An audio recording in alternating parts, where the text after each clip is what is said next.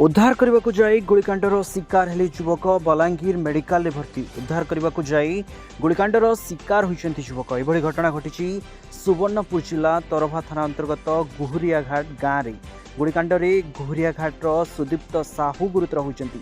सूचना अनुसार कंटामाल अंचल जड़े युवक को 3टी बाइक रे आसिथिबा प्राय 9 जन युवक गुंजीमुडारू पीछा करते। जीवन बंचाइबा युवक जनक गुहुरिया घाटर एक घरे पशि जाते। पीछा करुवा युवक मैंने घर भर को पशिबारू ग्रामवासी सेठारे पहुंची। ए समय जड़े युवक गुड़ी चलाइबारू गुड़ी सुदीप्त बाम पटे बाजिथिला। गुरुतर सुदीप्त को प्रथमे कंटामाल डाक्तखाना उपर बलांगीर डाक्तखाना को स्थानांतर कराई। घटना एपर्यंत लिखित अभियोग होई नथिले मध्य तरभा पुलिस तदंत आरंभ करछि। जड़े युवक को अटक रखी पचरा उचरा चलिथिबा सूचना मिली। तेज घटना पछरे गंजेई कारबार थिबा अभियोग करिसेंति मराडुगुछा सरपंच मनमोहन साहू। घटना पर अंचल में सुरक्षा व्यवस्था कड़ाकड़ी पई से दाबी करिसेंति।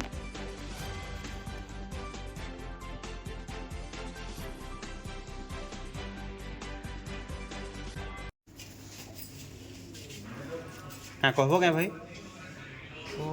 मुई घर जाऊँ दुकान आमर से मोर उड़खा पाख दुकान झमला पाती होते साउंड है मुई जाऊँ याड़ू याड़ू जो जाऊँ सियाड़ू खाकि फायरिंग कली 2-3 थर फायरिंग कली दुईटा साइड कर लुआ देने पुलिगला तो गोटे बाजीगला केने बाजी छे?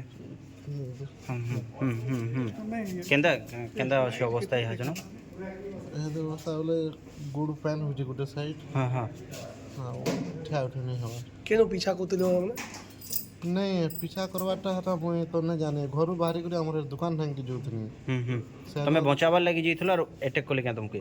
नहीं से मने का है मुई किसी अवस्था किसी नहीं जानते दालो समझ हमला का लाई को जन के को जन बोले कर मुई जोथनी। हां हां देखि जोथलो है कि मोठाड़े सेटा के जन कुदोथले बचाबार लागि जोथलो और अटैक कोले तुमके।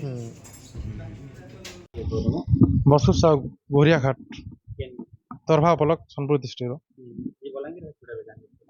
मोर भाई गोटे फायरिंग हो गल फायरिंग है आम मेडिकल आनचे आर से मोर बाबार दुकान के गोटे आमर कंडामाल पाखर पिलाटे आसिक जेन सदा कूदुले मोर बाबार दुकान के ढुक गला मोर बाबा लड़ा किला हला आम घर दौड़ीनु मोर बाबा के घाल इटा मरा कर किए बोली पाके जबार के हमको फायरिंग कर देले से पिला जेन आसी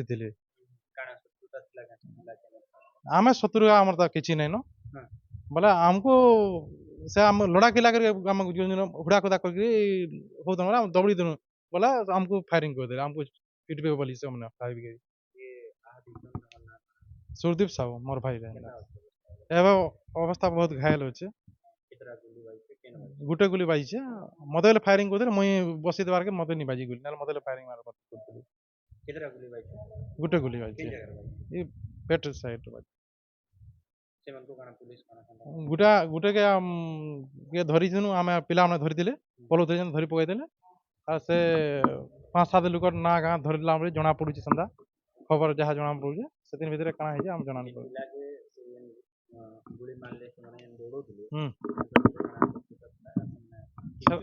नहीं से सदा तो जना नहीं आम जानी से भाई भी कही पारे कथा मुझे जानी बोले आम पाखे जेनता आम घर पाखे मोर बाबा दुकान दे ना आम पाखे बोले लड़ा किला हल्ला आम दौड़ी छड़ा क्या हो लड़ा किला छड़ाबार लगे आम जो हाँ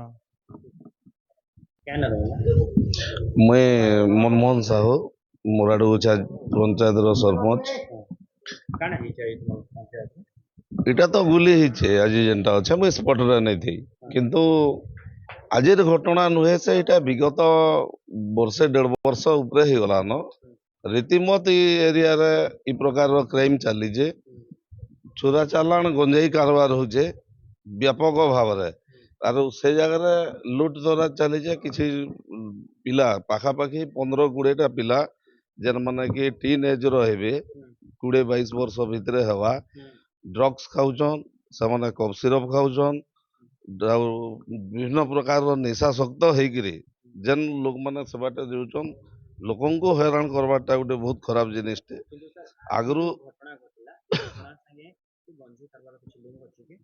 निहाती भाव अच्छे से रीतिमत से जगह रहीकि एंता कारबार करुचन जेहेतु से टेबलेट फेबलेट खाऊन कफ सिरप खाऊन सेन्स आउ नहीं रहा बुझे कि नहीं आज जेन घटना हाँ आज जेन घटना ଗୁଟେ ଯଦି ଲୋକକୁ ଦୌଡ଼େଇ ନେଇଛନ୍ ଗୁଟେ ଘର ଭିତରକେ ପଶେଇ ଦେଇଛନ୍ ଆର୍ ସେନେ ଯେତେବେଳେ କବାଟ ପିଟାପିଟି କରିଛନ୍ ଏମାନେ କିନ୍ତୁ ଇନୋସେଣ୍ଟ ଲୋକମାନେ ତାହାକୁ ଯାଇକିରି ସେନେ ଛଡ଼ାବାର୍ ଲାଗି ଯାଇଛନ୍ ଯେତେବେଳେ ତାକୁ ଫାୟାରିଂ କରିଦେଇଛନ୍ ଇତାର ବର୍ଷ ମାନେ ମାସେ ଭିତରେ ଗୋଟେ ଘଟଣା ଘଟିଛେ ସେଟା ବି ପୋଲିସର ହସ୍ତଗତ ଅଛେ।